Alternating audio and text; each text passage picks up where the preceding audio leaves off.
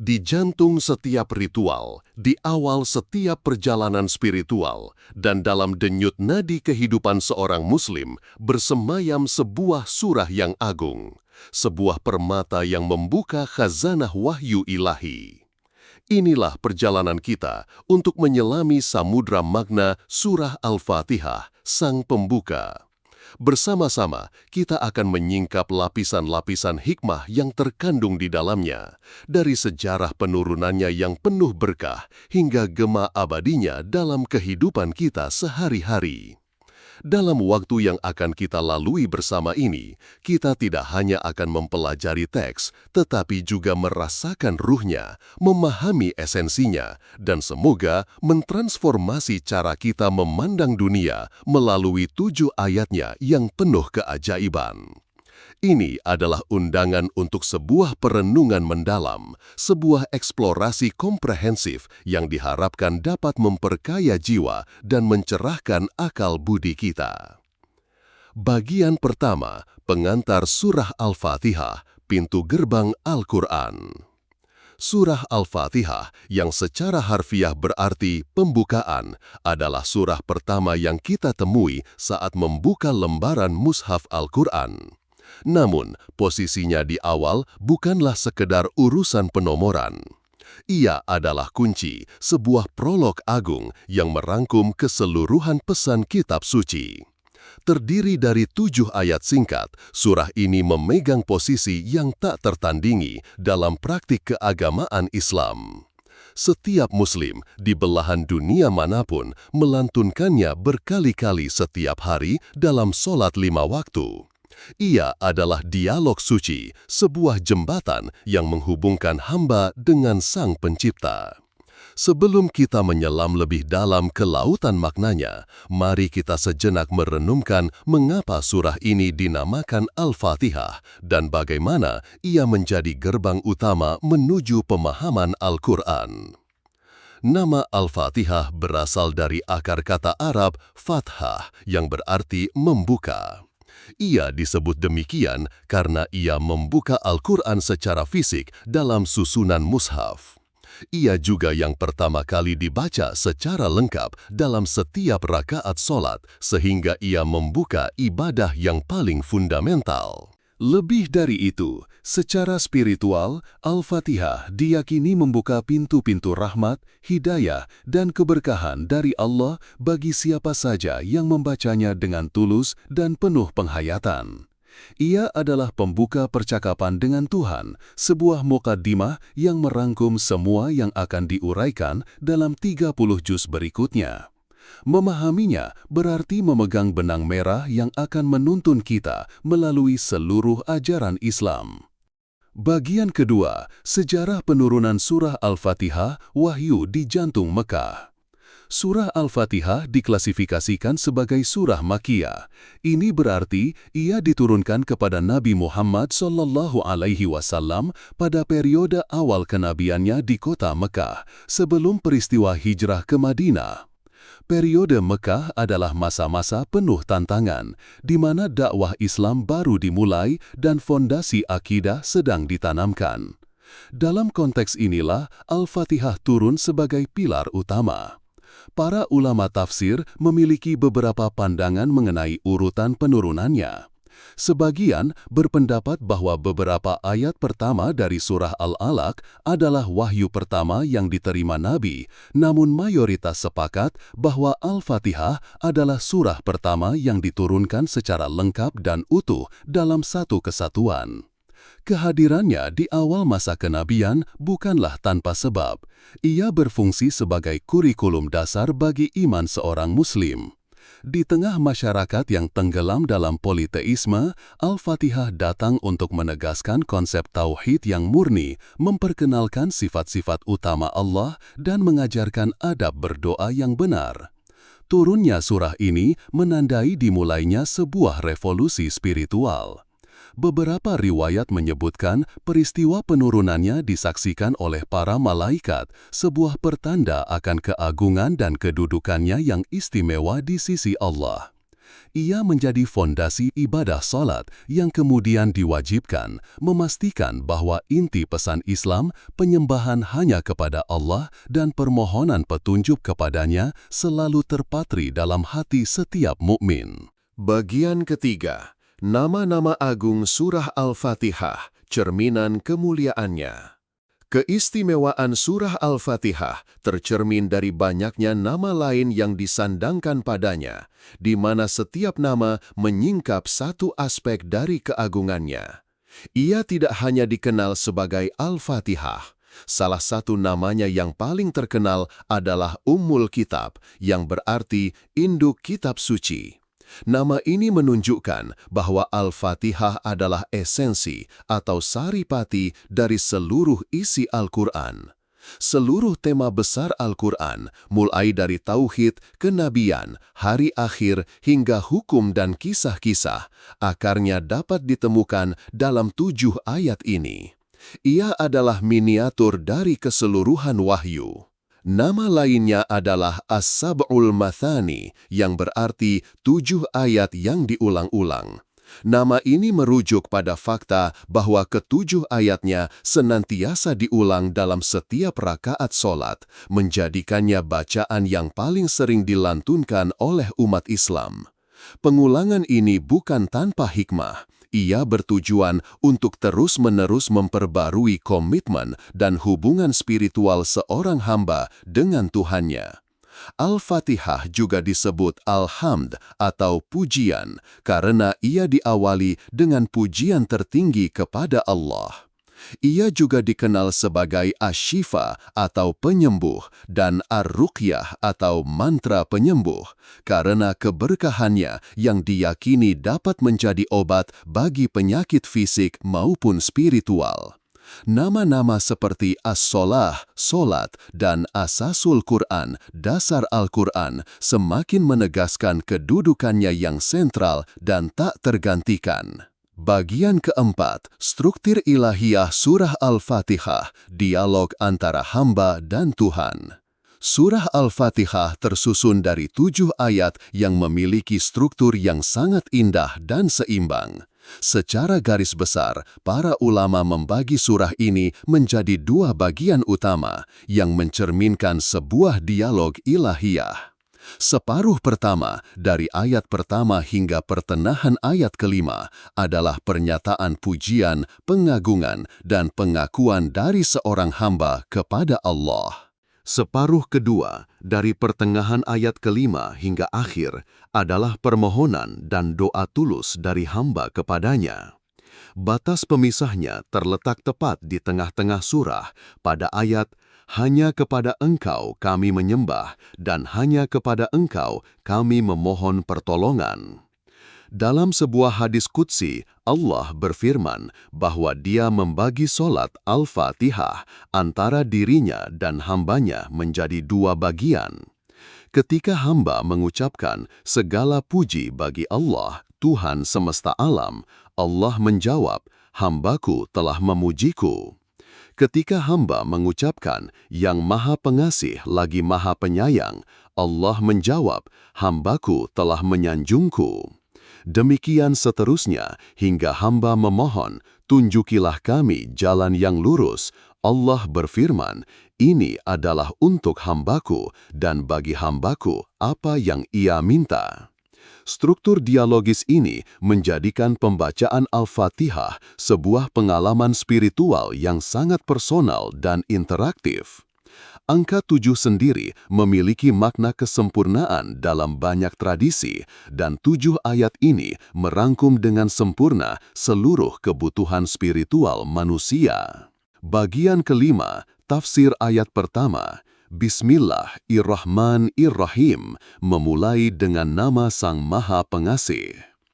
Ayat pertama, Bismillahirrahmanirrahim, yang berarti dengan nama Allah yang Maha Pengasih lagi Maha Penyayang, adalah gerbang dari segala gerbang. Meskipun terdapat perbedaan pendapat di kalangan ulama mengenai apakah ia merupakan bagian dari Al-Fatihah atau sekadar pembuka surah, posisinya sebagai kalimat pembuka hampir setiap aktivitas seorang Muslim tidak terbantahkan. Kalimat ini yang dikenal sebagai basmalah adalah sebuah deklarasi fundamental. Dengan mengucapkannya, seseorang mengakui bahwa segala sesuatu yang akan ia lakukan terjadi atas izin, kekuatan, dan rahmat Allah. Di dalamnya terkandung dua nama Allah yang paling agung yang mencerminkan sifat kasih sayangnya, Ar-Rahman dan Ar-Rahim. Para ulama menjelaskan perbedaan nuansa di antara keduanya. Ar-Rahman merujuk pada kasih sayang Allah yang universal, yang melimpah kepada seluruh makhluknya tanpa terkecuali, baik yang beriman maupun yang tidak, manusia, hewan, dan tumbuhan. Rahmat ini terwujud dalam bentuk udara yang kita hirup, matahari yang bersinar, dan rezeki yang terhampar. Sementara itu, Ar-Rahim merujuk pada kasih sayang Allah yang lebih spesifik dan abadi yang dianugerahkan secara khusus kepada hamba-hambanya yang beriman di akhirat kelak. Memulai dengan basmalah adalah pengingat konstan bahwa kita hidup, bergerak, dan ada di dalam lautan kasih sayang Tuhan yang tak terbatas. Bagian ke-6, tafsir ayat kedua, Alhamdulillahi Rabbil Alamin, pujian universal bagi Sang Pemelihara. Ayat kedua, Alhamdulillahi Rabbil Alamin, yang berarti segala puji bagi Allah, Tuhan semesta alam, adalah pilar pertama dari pengakuan seorang hamba. Kata Alhamdu bukan sekedar berarti pujian atau terima kasih. Ia mengandung makna pujian yang tulus yang lahir dari rasa cinta, pengagungan, dan kesadaran penuh akan kesempurnaan zat yang dipuji. Penggunaan partikel al di depannya menunjukkan makna universalitas, artinya seluruh bentuk pujian yang sempurna dari siapapun dan untuk apapun pada hakikatnya kembali dan hanya pantas ditujukan kepada Allah. Frasa Rabbil Alamin menegaskan cakupan kekuasaannya. Kata Rob lebih kaya dari sekedar Tuhan. Ia mencakup makna pencipta, pemilik, pengatur, pemelihara, dan pendidik. Sedangkan alamin adalah bentuk jamak dari alam, yang tidak hanya merujuk pada alam semesta yang kita kenal, tetapi seluruh alam atau dimensi yang ada, alam manusia, alam jin, alam malaikat, alam hewan, alam tumbuhan, dan alam-alam lain yang tak terjangkau oleh pengetahuan kita. Ayat ini adalah sebuah deklarasi tauhid yang dahsyat bahwa hanya ada satu sumber tunggal dari segala penciptaan, pemeliharaan, dan kebaikan di seluruh jagat raya, dan hanya dialah yang berhak atas segala bentuk pujian. Bagian ketujuh, tafsir ayat ketiga, Ar-Rahmanir Rahim, penegasan kasih sayang sebagai sifat utama. Ayat ketiga, Ar-Rahmanir Rahim mengulangi dua sifat agung Allah yang telah disebutkan dalam basmalah. Pengulangan ini bukanlah sebuah kebetulan atau redundansi. Dalam retorika Arab, pengulangan berfungsi untuk penekanan dan penegasan yang mendalam. Setelah memperkenalkan dirinya sebagai Rob semesta alam yang mungkin bisa menimbulkan perasaan takut atau gentar karena kebesarannya, Allah segera mengingatkan kembali bahwa esensi dari kekuasaannya yang absolut adalah kasih sayang. Ini adalah sebuah pesan yang menenangkan jiwa. Pengulangan ini mengajarkan bahwa kekuasaan Allah tidaklah tiranik, melainkan dilandasi oleh rahmat. Setiap ciptaan, setiap aturan, setiap takdir yang ditetapkannya bersumber dari kasih sayangnya yang tak terbatas. Dalam kehidupan kita, ayat ini menjadi sumber harapan. Ketika kita merasa berbuat salah, kita ingat bahwa Dia Ar-Rahim, Maha Penyayang kepada hambanya yang bertaubat. Ketika kita melihat kesulitan, kita ingat bahwa Dia Ar-Rahman, yang rahmatnya mendahului murkanya. Ayat ini menanamkan optimisme dan membangun hubungan yang didasari oleh cinta dan harapan, bukan semata-mata ketakutan. Bagian ke-8, tafsir ayat ke-4, Maliki Yaumiddin, kesadaran akan akuntabilitas tertinggi. Ayat keempat, Maliki Yaumiddin, yang berarti yang menguasai hari pembalasan, membawa kita ke dimensi eskatologis. Setelah menetapkan dirinya sebagai pencipta yang maha pengasih, Allah mengingatkan kita akan tujuan akhir dari perjalanan hidup ini. Kata Malik berarti raja atau pemilik mutlak, sedangkan Yaumiddin secara harfiah berarti hari agama atau hari ketaatan, namun secara istilah merujuk pada hari kiamat, hari di mana setiap perbuatan akan dihitung dan dibalas dengan seadil-adilnya. Ayat ini menanamkan rasa akuntabilitas yang mendalam. Ia mengingatkan bahwa kehidupan di dunia ini bukanlah akhir dari segalanya. Ada sebuah pengadilan agung di mana Allah adalah satu-satunya hakim. Pada hari itu, kekuasaan, kekayaan, dan status duniawi tidak akan ada artinya. Hanya iman dan amal soleh yang akan menjadi penolong. Kesadaran ini berfungsi sebagai kompas moral. Ia mendorong manusia untuk selalu berbuat baik, berlaku adil, dan menjauhi kezaliman. Karena ia tahu bahwa setiap perbuatannya, sekecil apapun, akan dipertanggungjawabkan di hadapan Sang Raja Hari Pembalasan. Ini adalah penyeimbang sempurna antara harapan akan rahmatnya dari ayat sebelumnya dan rasa tanggung jawab atas tindakan kita. Bagian ke-9, tafsir ayat ke-5, Iyyaka na'budu wa iyyaka nasta'in, puncak deklarasi tauhid. Ayat ke-5, Iyyaka na'budu wa iyyaka nasta'in, yang berarti hanya kepada Engkau kami menyembah dan hanya kepada Engkau kami memohon pertolongan, adalah jantung dari surah Al-Fatihah dan inti dari seluruh ajaran Islam. Disinilah terjadi pergeseran dari narasi tentang Tuhan, kata ganti orang ketiga, menjadi dialog langsung dengan Tuhan, kata ganti orang kedua, Engkau. Ini menandakan puncak kedekatan dan keintiman antara hamba dan Robnya. Struktur kalimat dalam bahasa Arab sangat kuat. Dengan menempatkan iyyaka hanya kepada Engkau di awal, ayat ini memberikan penekanan eksklusivitas. Iyyaka na'budu bukan hanya berarti kami menyembahmu, tetapi hanya dan semata-mata kepada Engkaulah kami mempersembahkan seluruh ibadah kami. Ini adalah pembebasan total dari segala bentuk perbudakan kepada makhluk, hawa nafsu, atau materi. Bagian kedua, wa iyyaka nasta'in, adalah konsekuensi logisnya. Karena hanya Allah yang kami sembah, maka hanya kepadanyalah kami memohon pertolongan. Ayat ini mengajarkan keseimbangan sempurna antara usaha, ibadah, dan tawakal memohon pertolongan, mengakui bahwa kekuatan sejati hanya datang dari Allah. Bagian ke-10, tafsir ayat ke-6, Ihdinas syiratal mustaqim, doa paling fundamental. Setelah memuji, mengagungkan, dan menyatakan komitmen total kepada Allah, kini tiba saatnya bagi sang hamba untuk mengajukan permohonan. Dan doa yang diajarkan adalah doa yang paling agung dan fundamental.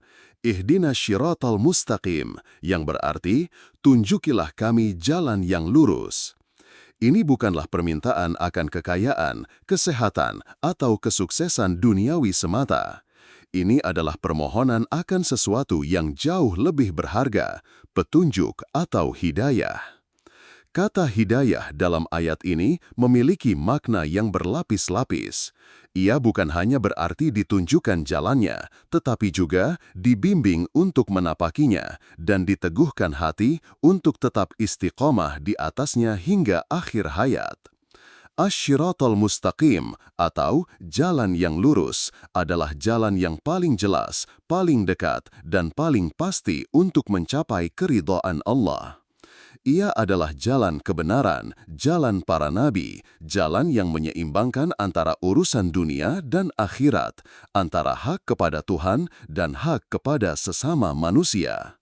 Doa ini adalah pengakuan akan kelemahan dan keterbatasan manusia, bahwa tanpa bimbingan ilahi, kita pasti akan tersesat dalam simpang siur kehidupan. Bagian ke-11, tafsir ayat ke-7, Syiratal ladzina an'amta alaihim, ghairil maghdubi alaihim waladdallin, meneladani yang benar, menjauhi yang salah. Ayat ke-7 dan yang terakhir memberikan penjelasan lebih lanjut mengenai jalan yang lurus yang kita mohonkan.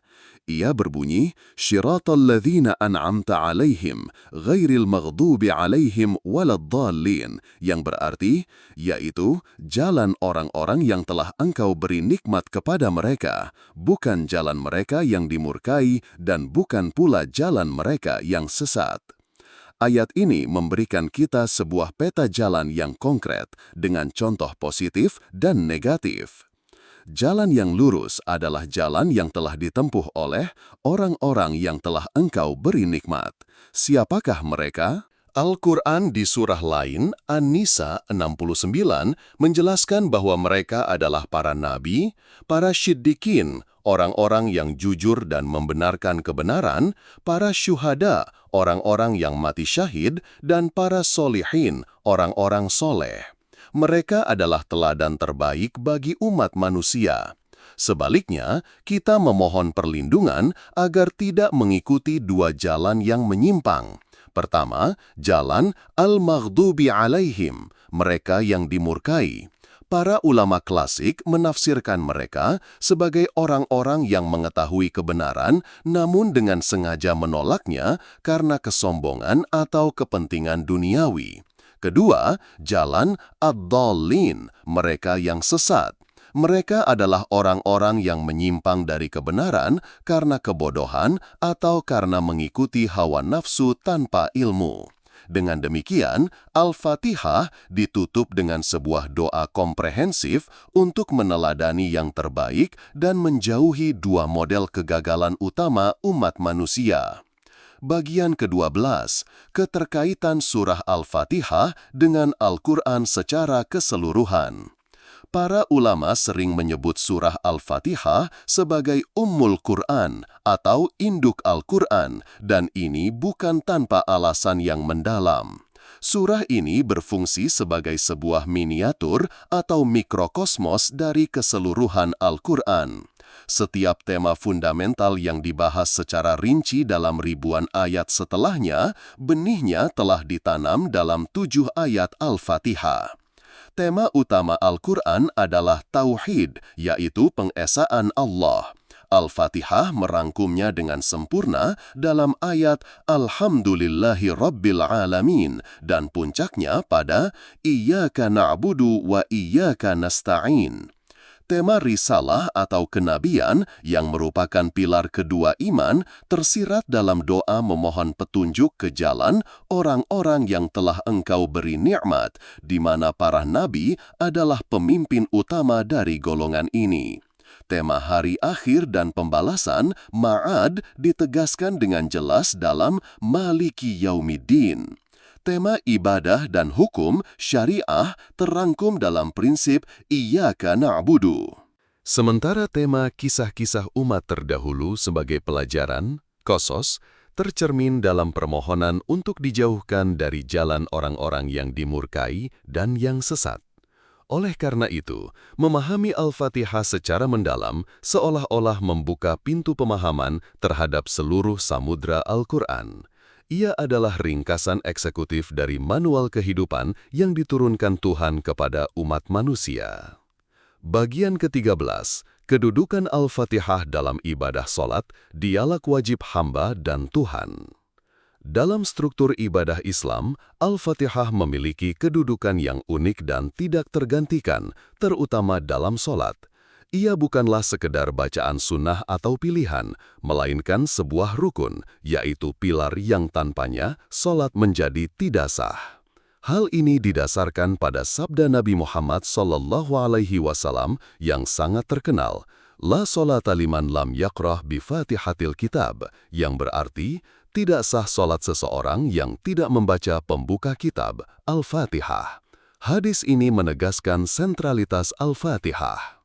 Dalam setiap rakaat dari sholat 5 waktu, seorang muslim, baik ia sholat sendirian, menjadi imam, ataupun menjadi makmum, menurut sebagian besar pendapat ulama, wajib melantunkan surah ini. Keharusan ini mengubah sholat menjadi lebih dari sekedar rangkaian gerakan fisik. Ia menjadi sebuah sesi dialog spiritual yang intim dan terstruktur. Setiap hari, minimal 17 kali, seorang muslim berdiri di hadapan Tuhannya, memujinya, mengagungkannya, menyatakan komitmennya, dan memohon petunjuknya melalui kata-kata yang sama.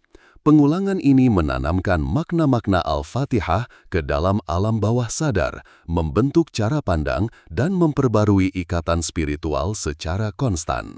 Tidak ada surah lain yang memiliki kehormatan dan fungsi sentral seperti ini dalam ibadah yang paling utama. Bagian ke-14, keutamaan dan fadilah surah Al-Fatihah, cahaya dan penyembuh. Keutamaan surah Al-Fatihah banyak disebutkan dalam hadits-hadits Nabi yang menggambarkannya sebagai surah yang paling agung dalam Al-Quran. Dalam sebuah riwayat yang masyhur, Nabi Muhammad pernah berkata kepada salah seorang sahabatnya, "Maukah engkau aku ajarkan sebuah surah yang paling agung dalam Al-Quran?" Dalam sebuah riwayat yang masyhur, Nabi Muhammad pernah berkata kepada salah seorang sahabatnya, "Maukah engkau aku ajarkan sebuah surah yang paling agung dalam Al-Quran?" Kemudian beliau mengajarkan surah Al-Fatihah. Di riwayat lain, diceritakan bahwa ketika Nabi sedang bersama malaikat Jibril, terdengar suara pintu langit terbuka. Seorang malaikat turun dan berkata, "Bergembiralah dengan 2 cahaya yang diberikan kepadamu yang belum pernah diberikan kepada Nabi sebelumnya. Fatihatul Kitab, surah Al-Fatihah, dan ayat-ayat terakhir surah Al-Baqarah." Selain keagungannya sebagai bacaan, Al-Fatihah juga dikenal memiliki fadilah sebagai penyembuh, asy-syifa, dan penawar. Terdapat sebuah kisah di mana sekelompok sahabat dalam perjalanan mengobati seorang kepala suku yang tersengat binatang berbisa dengan hanya membacakan surah Al-Fatihah. Dan atas izin Allah, orang tersebut sembuh. Ketika hal ini dilaporkan kepada Nabi, beliau tersenyum dan bertanya, "Dari mana engkau tahu bahwa ia adalah ruqyah, penyembuh?" Ini menunjukkan bahwa Al-Fatihah ketika dibaca dengan keyakinan penuh dapat menjadi sarana untuk memohon kesembuhan dari Allah, baik untuk penyakit fisik maupun penyakit hati seperti kesombongan, iri hati, dan keraguan. Bagian ke-15. Hikmah membaca Al-Fatihah dalam kehidupan sehari-hari membingkai realitas. Meskipun identik dengan sholat, hikmah dan praktik membaca Al-Fatihah meluas jauh ke dalam berbagai aspek kehidupan sehari-hari. Ia seringkali menjadi bacaan pembuka dalam majelis ilmu, doa bersama, atau saat memulai sebuah proyek penting. Tradisi ini bukanlah tanpa makna. Memulai segala sesuatu dengan Al-Fatihah adalah cara untuk membingkai aktivitas tersebut dalam kerangka spiritual. Ini adalah pengingat bahwa segala daya dan upaya kita harus senantiasa bersandar pada pertolongan Allah, Iyyaka nasta'in, dan bertujuan untuk menapaki jalan yang lurus, Shiratal Mustaqim. Dengan menghayati pesan Al-Fatihah, seseorang akan mengembangkan sebuah pola pikir yang positif dan kokoh. Ia belajar untuk memulai hari dengan rasa syukur, Alhamdulillah, menjalani aktivitas dengan kesadaran akan kasih sayang Tuhan, Ar-Rahmanir Rahim, menjaga integritas karena keyakinan akan hari pembalasan, Maliki Yaumiddin, dan menghadapi tantangan dengan memohon petunjuknya. Al-Fatihah menjadi kompas internal yang mengarahkan niat dan tindakan.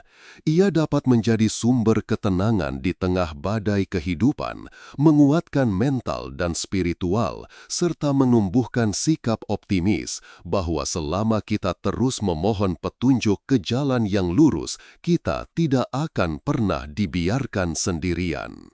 Bagian ke-16, Tafsir tematik Surah Al-Fatihah, peta kehidupan manusia. Jika kita membedah Al-Fatihah secara tematik, kita akan menemukan bahwa ia menyentuh semua dimensi fundamental eksistensi manusia. Ia adalah sebuah peta komprehensif yang memandu hubungan vertikal dengan Tuhan dan hubungan horizontal dengan sesama. Dari aspek akidah, keyakinan, Al-Fatihah adalah manifestasi tauhid yang paling murni. Ia memperkenalkan sifat-sifat utama Allah dan menegaskan keesaannya dalam penciptaan, pemeliharaan, dan peribadatan. Dari aspek ibadah, ia mengajarkan esensi dari penyembahan, sebuah kombinasi antara pengagungan, rasa syukur, cinta, harapan, dan kepasrahan. Ia memberikan formula doa yang sempurna yang dimulai dengan pujian sebelum meminta. Dari aspek akhlak dan moral, ia menanamkan sifat syukur, tanggung jawab, dan kerendahan hati untuk selalu memohon bimbingan. Dalam aspek sosial, konsep Rabbil Alamin, Tuhan semesta alam, mendorong pandangan universalisme dan persaudaraan antar sesama manusia. Doa untuk ditunjukkan jalan orang-orang soleh dan dijauhkan dari jalan yang menyimpang, memberikan kerangka kerja yang jelas untuk membangun komunitas yang adil dan beradab. Bagian ke-17, Surah Al-Fatihah dalam perspektif tasawuf, perjalanan menuju ma'rifat. Dalam tradisi tasawuf atau sufisme, Surah Al-Fatihah dipandang sebagai lebih dari sekadar teks. Ia adalah sebuah peta perjalanan spiritual menuju pengenalan hakiki kepada Allah, ma'rifatullah. Para sufi merenungkan setiap ayatnya untuk menyelami makna batiniah yang tersembunyi. Bagi mereka, Al-Fatihah adalah pintu gerbang menuju kehadiran ilahi. Ayat Alhamdulillahi Rabbil Alamin bukan hanya ucapan, tetapi sebuah keadaan jiwa, hal di mana seorang salik penempuh jalan spiritual melihat manifestasi pujian kepada Allah dalam setiap atom di alam semesta. Ayat Iyyaka na'budu wa iyyaka nasta'in menjadi pilar utama dalam proses tazkiyatun nafs, pembersihan jiwa. Iyyaka na'budu adalah pelepasan diri dari penyembahan kepada ego, hawa nafsu, dan dunia. Iyyaka nasta'in adalah pengakuan total akan ketidakberdayaan diri dan kebergantungan mutlak kepada kekuatan Allah. Syiratal mustaqim bagi para sufi bukan hanya jalan syariat, tetapi juga jalan thariqah, metode spiritual, dan hakikah yang membawa jiwa kembali ke asalnya. Al-Fatihah diamalkan sebagai wirid atau zikir harian, diyakini dapat membuka mata hati, menenangkan gejolak batin, dan mengantarkan pada pengalaman spiritual yang mendalam. Bagian ke-18, Surah Al-Fatihah dalam kehidupan sosial bermasyarakat. Meskipun terlihat sangat personal dan vertikal, pesan Surah Al-Fatihah memiliki implikasi sosial yang sangat kuat. Ia bukan hanya membentuk individu yang soleh, tetapi juga meletakkan dasar bagi masyarakat yang beradab. Pengakuan akan Rabbil Alamin, Tuhan seluruh alam, secara inheren menolak segala bentuk kesukuan, rasisme, dan nasionalisme sempit. Ia mengajarkan bahwa semua manusia adalah makhluk dari Tuhan yang sama, mendorong persatuan dan kasih sayang universal. Permohonan ihdinas syiratal mustaqim yang diucapkan dalam bentuk jamak, tunjukilah kami, bukan tunjukilah aku, menanamkan semangat kebersamaan. Keselamatan dan petunjuk bukanlah proyek individual semata, melainkan sebuah usaha kolektif. Kita berdoa tidak hanya untuk diri sendiri, tetapi juga untuk seluruh komunitas. Lebih jauh, dengan meminta untuk mengikuti jalan orang-orang yang diberi nikmat dan menjauhi jalan yang dimurkai atau sesat, Al-Fatihah mendorong masyarakat untuk membangun budaya meneladani kebaikan, menghargai ilmu, dan menjauhi perilaku destruktif seperti korupsi, ketidakadilan, dan perpecahan. Ia adalah cetak biru untuk sebuah tatanan sosial yang adil dan dirahmati. Bagian ke-19, Surah Al-Fatihah untuk kesehatan spiritual dan psikologis. Di era modern yang penuh dengan stres, kecemasan, dan krisis makna, Surah Al-Fatihah menawarkan sebuah oase spiritual yang menenangkan. Banyak studi dan pengalaman pribadi yang menunjukkan dampak positif dari membaca dan merenungkan Al-Fatihah terhadap kesehatan mental. Strukturnya sendiri memiliki alur terapeutik, dimulai dengan pujian dan syukur, Alhamdulillah, yang dalam psikologi positif terbukti meningkatkan kebahagiaan dan mengurangi depresi. Kemudian, pengakuan akan kasih sayang Tuhan, Ar-Rahmanir Rahim, menumbuhkan rasa aman dan harapan. Kesadaran akan hari pertanggungjawaban, Maliki Yaumiddin, memberikan makna dan tujuan hidup, mengarahkan energi pada hal-hal yang positif. Puncak deklarasi pada Iyyaka na'budu wa iyyaka nasta'in memberikan kekuatan dengan melepaskan beban yang tidak bisa kita kontrol ke pundak kekuatan yang lebih tinggi, sebuah konsep yang mirip dengan prinsip letting go dalam terapi modern. Dan akhirnya, doa untuk memohon petunjuk Ihdinas Siratal Mustaqim mengurangi kecemasan dalam mengambil keputusan, menumbuhkan keyakinan bahwa ada panduan ilahi yang bisa diakses. Dalam tradisi pengobatan Islam, Al-Fatihah sebagai ruqyah digunakan untuk terapi spiritual, membantu menenangkan jiwa yang gelisah dan mengusir energi negatif. Bagian ke-20, perbedaan pendapat ulama tentang surah Al-Fatihah, kekayaan intelektual Islam. Meskipun ada konsensus yang luar biasa mengenai keutamaan dan kedudukan surah Al-Fatihah, khazanah intelektual Islam juga mencatat beberapa perbedaan pendapat, ikhtilaf, di antara para ulama mengenai detail-detail tertentu. Perbedaan ini bukanlah sebuah perpecahan, melainkan bukti dari dinamika dan kekayaan tradisi keilmuan Islam. Salah satu perdebatan yang paling terkenal adalah mengenai status basmalah, Bismillahirrahmanirrahim. Sebagian besar ulama dari madhab Syafi'i yang dominan di Indonesia dan Asia Tenggara meyakini bahwa basmalah adalah ayat pertama dari surah Al-Fatihah. Konsekuensinya, membacanya dalam sholat hukumnya wajib. Di sisi lain, ulama dari mazhab Maliki dan sebagian Hambali berpendapat bahwa basmalah bukanlah bagian dari Al-Fatihah, melainkan hanya sebuah pembuka, tabaruk, yang memisahkan antara satu surah dengan surah lainnya. Bagi mereka, ayat pertama Al-Fatihah dimulai dari Alhamdulillahi Rabbil Alamin. Perbedaan ini berdampak pada praktik fiqih, seperti apakah basmalah dibaca dengan suara keras, jahr, atau pelan dalam sholat berjamaah. Adanya perbedaan pandangan seperti ini menunjukkan betapa seriusnya para ulama terdahulu dalam mengkaji setiap detail wahyu dan mengajarkan kita untuk bersikap toleran terhadap perbedaan furu'iyah, cabang, selama masih dalam kerangka yang dibenarkan. Bagian ke-21, Surah Al-Fatihah dalam tradisi dan budaya Islam Nusantara. Di berbagai belahan dunia Muslim, Surah Al-Fatihah tidak hanya hidup di dalam masjid dan lembaran mushaf, tetapi juga menyatu dengan denyut nadi budaya dan tradisi masyarakat. Di Kepulauan Nusantara, khususnya di Indonesia, Al-Fatihah memiliki tempat yang sangat istimewa. Ia menjadi bacaan wajib dalam berbagai ritual sosial keagamaan.